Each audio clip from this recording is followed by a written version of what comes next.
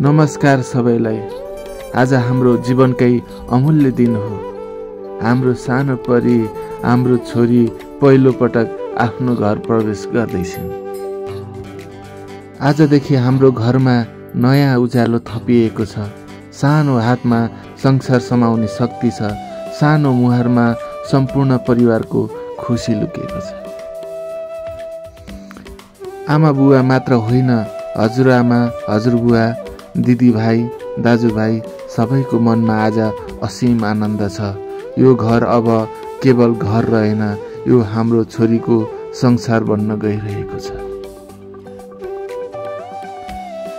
सपना पूरा भएको दिन, जीवनमा नयाँ अध्याय सुरु भएको दिन र भगवानले दिएको सबैभन्दा ठुलो वरदान हाम्रो छोरी। हाम्रो प्रार्थना छ यो नानीको जीवन सदैव सुख, शान्ति, मायाले भरियोस्। उसले हरेक कदममा उज्यालो, आशा र सफलता पाओस्। स्वागत छ हाम्रो जीवनमा नानी। हाम्रो संसार अब पुरा नानी बेबी सहित घरमा आज आएकी छन्। वेलकम बडी, वेलकम नातिनी, वेलकम।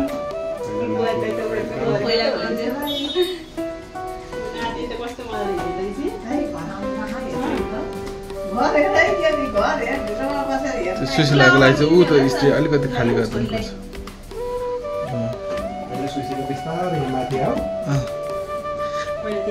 तिमीलाई त भित्र हँसिँदै त्यो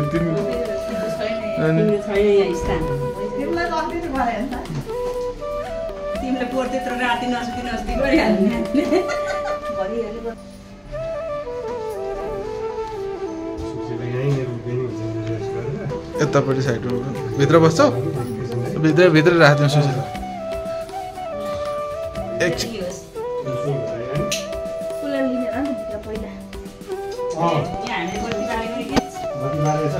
साइडमा एकैछिन उभिनु हुन्छ।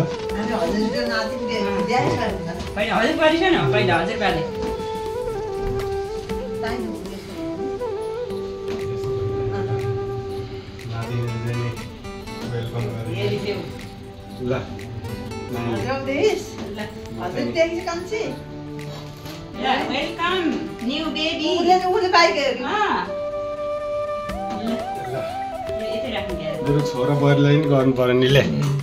वेलकम त नाता नाति ल्याउने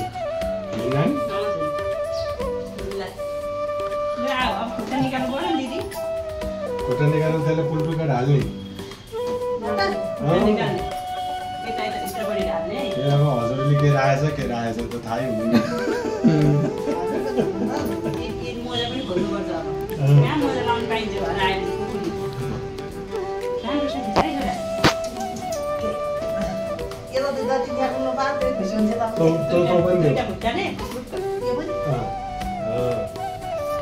नानीले ढाल्ने व्यवस्था मिलाउँछ।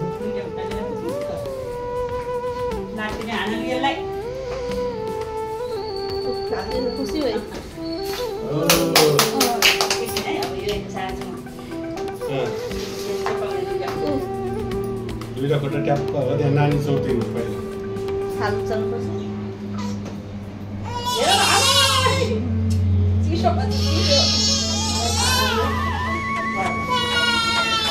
ल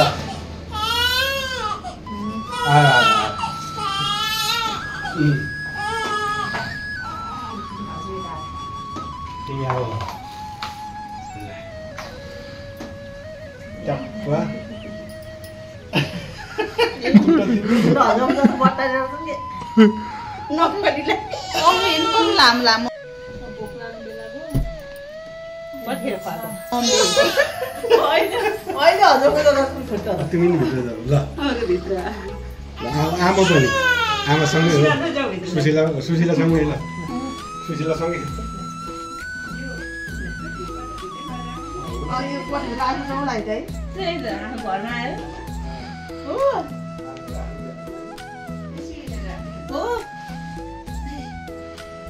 तातो पानी चाहियो त्यहाँ थर्मोसँग छ कि हेर्नु, एक खुट्टा धोइ नि भयो।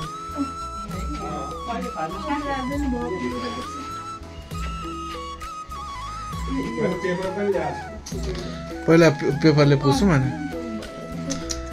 हाम्रो सानो मान्छे ओ हाम्रो सानो मान्छे पेपर कहाँ राखेछु मैले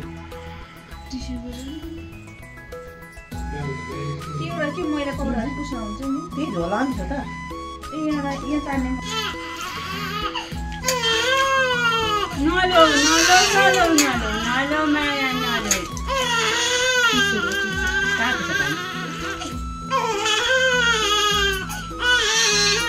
अतले पुछेर यहाँ सुधाको पनि खिचाइरहन्छ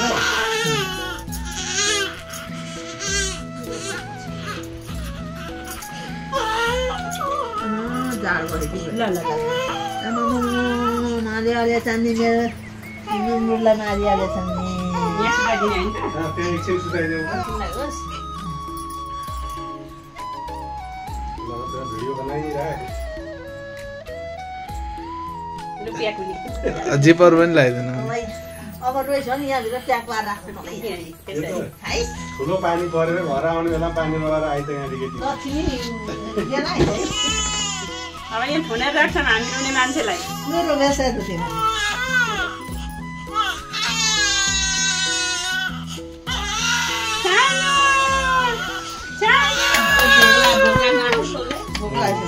हेलो हेलो हेलो हेलो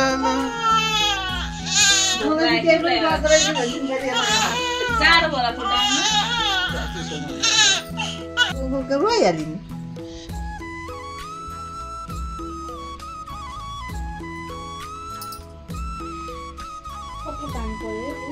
कत्रो पानी पर्यो म त यो पुरै भिजेको थिएँ आउँदाखेरि अहिले अलिक सुको उसमा त कप उनीहरू त के भन्छ उसले भाइ त कति पानी रोड पऱ्यो यो त पनि त्यस्तै थियो ठुलो पानी पर्यो आधी रोडै भिजे गरी जामेर पनि होला पानी